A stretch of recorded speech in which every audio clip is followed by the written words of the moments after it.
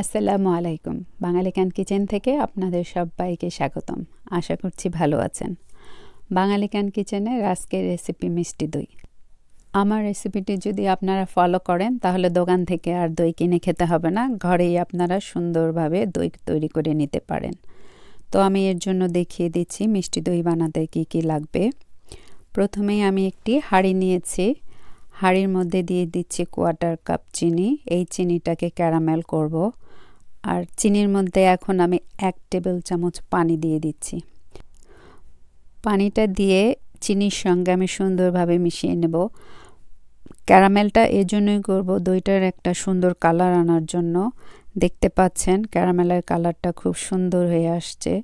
যখন ক্যারামেলের কালারটা এই পর্যায়ে হালকা কালার দেখা যাবে তখন চুলাটাকে অবশ্যই বন্ধ করে দিতে হবে। হাঁড়িটা অলরেডি গরম দেখে বাকিটা কুক হয়ে যাবে, এটা কালার আরও ডার্ক হয়ে আসবে। ঠান্ডা হওয়ার পরে দেখুন এইরকম কালারটা দেখা যাচ্ছে আর আমাদের এইরকম কালারটাই দরকার। সো আমি একই হাঁড়িতে 3 লিটার দুধ নিচ্ছি। দুধটাকে ঠান্ডা অবস্থায় নিয়েছি, রুম টেম্পারেচারের দুধ। ক্যারামেলটাও ঠান্ডা ছিল। এখন চুলাটা ধরিয়ে আমি দুধটাকে আস্তে আস্তে নেড়ে নেব যেই পর্যন্ত ক্যারামেলটা না গলে যায়। গলে যাওয়ার পর এখানে আমি 3/4 কাপ চিনি দিয়ে দিচ্ছি। চিনি দিয়ে দুধটাকে বলক তুলে নেব। এখানে একটি কথা বলে রাখছি, যেই পর্যন্ত দুধটা বলক না আসে সেই পর্যন্ত আমাদেরকে অনবরত নেড়ে যেতে হবে। দুধটা পড়ে গেলে সেই দুধের দই বানালে ভালো লাগবে না খেতে। তো এইখানে বলক চলে এসেছে। এখন আমি চুলার জালটাকে একেবারে লো করে রেখে দেব 1 ঘন্টার জন্য। এই 1 ঘন্টার মধ্যে কিছুক্ষণ পর পর এসে দুধটাকে নেড়ে দেব। নেড়ে দিয়ে আমি দুধের নিচটাকে ছাড়িয়ে দেব। দুধটাকে বেশি ঘন করা যাবে না। আমি 12 কাপ দুধকে ঘন করে 10 কাপ করে নিয়েছি। দেখতেই পাচ্ছেন দুধটা কমে গিয়েছে। দই জমানোর জন্য এখানে আমি 1.5 কাপ টক দই নিয়েছি।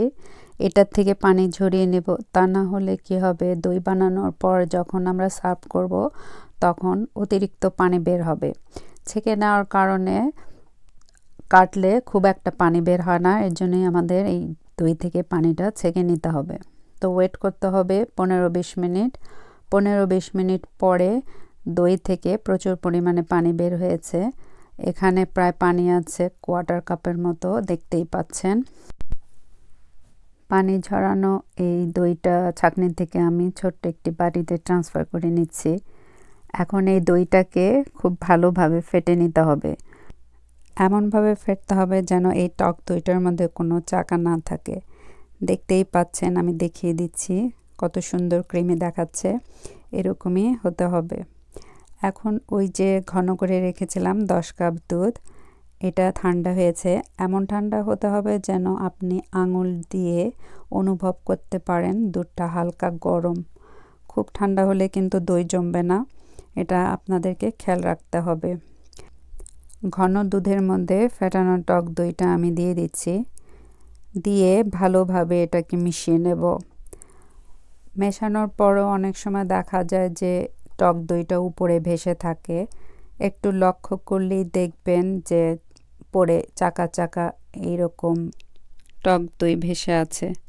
সো এই দইটাকে মেশানোর জন্য এইরকম একটি হ্যান্ড হুইস্ক কিংবা এইরকম একটি ইলেকট্রনিক হুইস্ক দিয়ে আপনারা দুধটাকে হুইস্ক করে নিতে পারেন।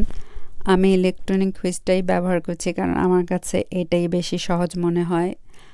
এটা দিয়ে হুইস্ক করলে খুব তাড়াতাড়িও হয়। দেখতেই পাচ্ছেন অনেক সুন্দর ফোম হয়েছে। দইয়ের উপরে এই ধরনের ফোম থাকলে কিন্তু দইটা অনেক সুন্দর লাগে দেখতে। দইটা ফেটানো শেষ। এখন আমি একটি কাচের পাত্র নিয়েছি। আপনারা যে কোনো পাত্র নিতে পারেন, স্টিলের কিংবা প্লাস্টিকের যে কোনো পাত্রেই দই জমে। সো আমি কাচের পাত্রটাই আজকে ব্যবহার করব। মেহমান যখন আসে ঘরে কাচের পাত্রটির দেখতে আসলে বেশি সুন্দর লাগে। আমি বড় একটি পাত্রতে ঢেলেছি। এখন ওটার থেকে একটু ছোট আরেকটি পাত্র নিয়েছি, কাচের পাত্র।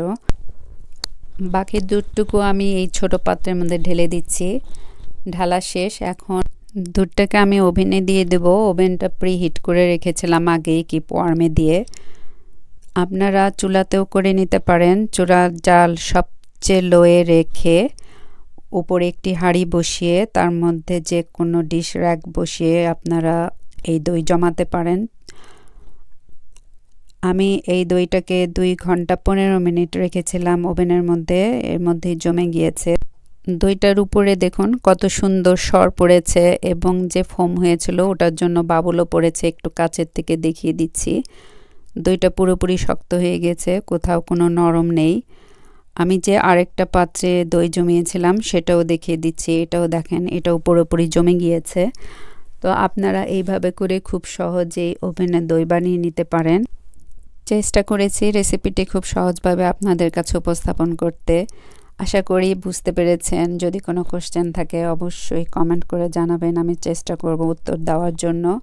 একটু কাছের থেকে দইটা কেটে দেখাচ্ছি, কতটা সুন্দর আর লোভনীয় লাগছে দেখুন। উপরে একটি সর পড়েছে, পানি নেই, একেবারেই শক্ত। আশা করছি রেসিপিটি আপনাদের ভালো লেগেছে। ভালো লাগলে অবশ্যই একটি লাইক দেবেন, কমেন্ট করবেন আর বেশি বেশি করে শেয়ার করবেন। যারা নতুন তাদের কাছে অনুরোধ রইল সাবস্ক্রাইব করার। আমি নিশু, ইনশাল্লাহ ফিরে আসবো নতুন কোনো রেসিপি নিয়ে। আপনারা সবাই ভালো থাকুন, সুস্থ থাকুন, আমার ও আমার পরিবারের জন্য দোয়া করবেন। আল্লাহ হাফেজ।